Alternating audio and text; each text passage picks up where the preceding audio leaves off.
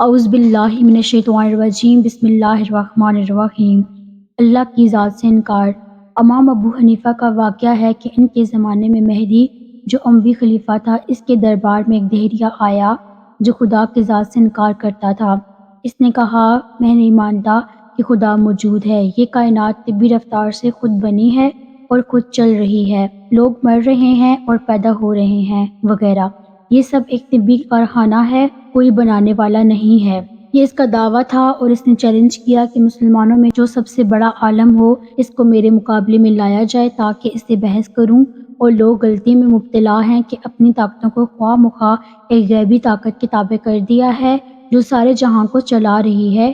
تو اس زمانے میں سب سے بڑے عالم امام ابو حنیفہ تھے۔ مہدی نے امام صاحب کے پاس آدمی بھیجا، رات کا وقت تھا، رات ہی کو خلیفہ کا دربار منعقد ہوتا تھا۔ آدمی بھیجا کہ وہ آ کر اس دہریے سے بحث کریں اور اسے سمجھائیں اور راہ راست پر لائیں۔ چنانچہ آدمی پہنچا۔ بغداد میں ایک بہت بڑا دریا ہے، اسے دجلہ کہتے ہیں۔ اس کے ایک جانب شاہی محلات تھے، ایک جانب شہر، تو امام ابو حنیفہ شہر میں رہتے تھے، اس لیے دریا پار کر کے آنا پڑتا تھا۔ اس نے کہا، اصل میں دربار میں ایک دہریہ آیا ہے اور وہ دعویٰ کر رہا ہے کہ خدا کا وجود نہیں ہے، کائنات خود بخود چل رہی ہے، آپ کو مناظرہ کے لیے بلایا ہے۔ امام صاحب نے فرمایا، اچھا آپ جا کر کہہ دیں کہ میں آ رہا ہوں۔ وہ آدمی واپس گیا اور کہا کہ امام صاحب کو میں نے خبر کر دی ہے اور آپ آنے والے ہیں۔ اب دربار لگا ہوا ہے، خلیفہ، امراء، وزراء بیٹھے ہوئے ہیں اور دہریہ بھی بیٹھا ہوا ہے۔ امام صاحب کا انتظار ہے مگر امام صاحب نہیں آ رہے۔ رات کے 12 بج گئے، امام صاحب ندارت دہریے کی بن آئی۔ اس نے کہا، معلوم ہوتا ہے کہ امام صاحب ڈر گئے ہیں اور سمجھ گئے ہیں کوئی بڑا فلسفی آیا ہے، میں اس سے نپٹ نہیں سکوں گا، اس واسطے گھر میں چھپ کر بیٹھ گئے، اور آپ یقین رکھیں وہ نہیں آئیں گے، میرے مقابلے میں کوئی نہیں آ سکتا۔ اب خلیفہ بھی متعامل، درباری بھی حیران ہے اور دہریہ بیٹھا ہوا شیخی دکھا رہا ہے۔ جب رات کا 1 بجا تو امام صاحب پہنچے، دربار میں حاضر ہوئے۔ خلیفہ وقت نے تعظیم کی جیسے علماء ربانی کی جاتی ہے۔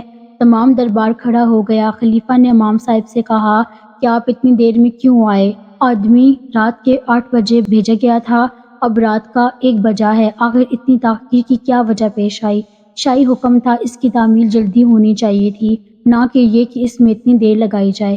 امام صاحب نے فرمایا کہ ایک عجیب و غریب حادثہ پیش آیا جس کی وجہ سے مجھے دیر لگی، اور عمر بھر میں نے ایسا واقعہ کبھی نہیں دیکھا۔ میں حیران ہوں کہ کیا قصہ پیش آیا؟ اس شد و مد سے بیان کیا کہ سارا دربار حیران ہو گیا کہ کیا حادثہ پیش آ گیا۔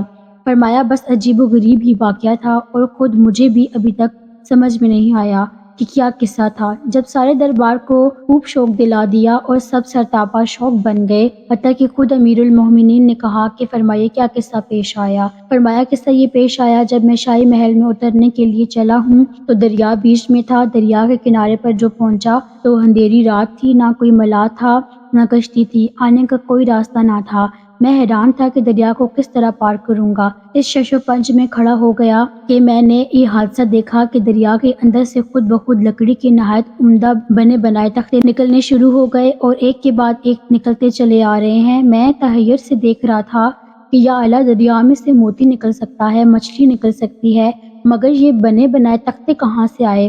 ابھی میں اسی حیرت میں تھا کہ اس سے زیادہ عجیب واقعہ پیش آیا کہ تختے خود بخود جڑنے شروع ہو گئے، جوڑتے جوڑتے کشتی کی صورت ہو گئی۔ میں نے کہا، یا اللہ، یہ کس طرح سے کشتی بن گئی؟ آخر انہیں کون جوڑ رہا ہے کہ اوپر نیچے خود بخود تختے لگے چلے جا رہے ہیں؟ ابھی میں اسی حیرت میں تھا کہ دریا کے اندر سے لوہے پیتل کی کیلیں نکلنی شروع ہو گئیں اور خود بخود اس کے اندر ٹکنے لگیں اور جڑ جڑا کر بہترین قسم کی کشتی بن گئی۔ میں حیرت میں، یہ کیا معجزہ ہے؟ یہ تختے جو جڑے ہوئے تھے، ان کی درجوں سے پانی اندر گھس رہا تھا کہ دریا کے اندر سے خود بخود ایک روغن نکلنا شروع ہوا اور ان درجوں میں وہ بھرنا شروع ہوا جس سے پانی اندر گھسنا بند ہو گیا۔ ابھی میں اس حیرت میں تھا کہ وہ کشتی خود بخود میری طرف بڑھنی شروع ہوئی اور کنارے پر آ کر ایسے جھک گئی گویا مجھے سوار کرانا چاہتی ہے۔ میں بھی بیٹھ گیا۔ وہ خود بخود چلی اور مجھے لے کر روانہ ہو گئی۔ دریا کی دھار پر پہنچی، پانی ادھر کو جا رہا تھا، کشتی خود بخود ادھر کو جا رہی تھی کیونکہ شاہی محلات ادھر کو تھے۔ میں حیران تھا کہ یا اللہ، آخر پانی کے بہاؤ کے خلاف کون اسے لے جا رہا ہے؟ یہاں تک کہ شاہی محل کے قریب کنارے پر پہنچ گئی اور آخر جھک کر پھر کنارے پر کھڑی ہو گئی۔ کہ میں اتر جاؤں، تو میں اتر گیا۔ پھر میرے دیکھتے ہی دیکھتے وہ کشتی غائب بھی ہو گئی۔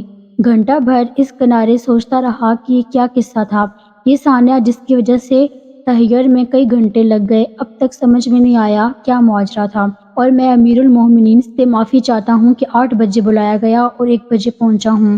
دہریے نے کہا، امام صاحب، میں نے تو یہ سنا تھا کہ آپ بڑے عالم ہیں، بڑے دانشمند اور فاضل مند ہیں، مگر بچوں کی سی باتیں کر رہے ہیں۔ بھلا یہ ممکن ہے کہ پانی میں سے خود بخود تختے نکل آئیں، خود ہی جڑنے لگیں، خود ہی کیلیں ٹھک جائیں، خود ہی روغن لگ جائے، خود آگے کشتی اپنے آپ کو جھکا دے، آپ اس پر بیٹھ جائیں اور خود ہی لے کر چل دے، خود ہی وہ کنارے پر پہنچا دے؟ یہ کوئی عقل میں آنے والی بات ہے؟ میں نے سمجھا تھا کہ آپ بڑے دانش مند، فاضل اور عالم ہیں، امام آپ کا لقب ہے، اور باتیں کر رہے ہیں آپ نادانوں اور بچوں جیسی۔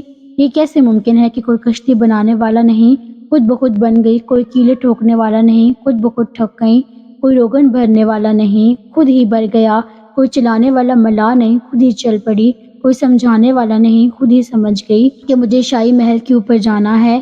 یہ عقل میں آنے والی بات ہے؟ امام صاحب نے فرمایا، اچھا، یہ بات نادانی اور بے وقوفی کی ہے؟ اس نے کہا، جی ہاں۔ فرمایا، ایک کشتی بغیر بنانے والے کے بن نہ سکے، بغیر چلانے والے کے چل نہ سکے، بغیر کیلیں ٹھوکنے والے کے اس کی کیلیں ٹھک نہ سکیں، اور یہ اتنا بڑا جہان جس کی چھت آسمان ہے، کا فرش زمین ہے، جس کی فضا میں لاکھوں جانور ہیں، یہ خود بخود بن گیا، خود ہی چل رہا ہے، سورج بھی چاند بھی خود ہی چل رہے ہیں۔ یہ کوئی عقل میں آنے والی بات ہے؟ ایک معمولی کشتی جسے انسان بنا سکتا ہے، یہ تو بغیر بنانے والے کے نہ بنے، اور اتنا بڑا جہان ہو، انسان کے بس میں نہیں، وہ خود بخود بن جائے۔ تو تمہاری عقل بچوں جیسی ہے یا میری عقل بچوں جیسی؟ میں نادان ہوں یا تم نادان ہو؟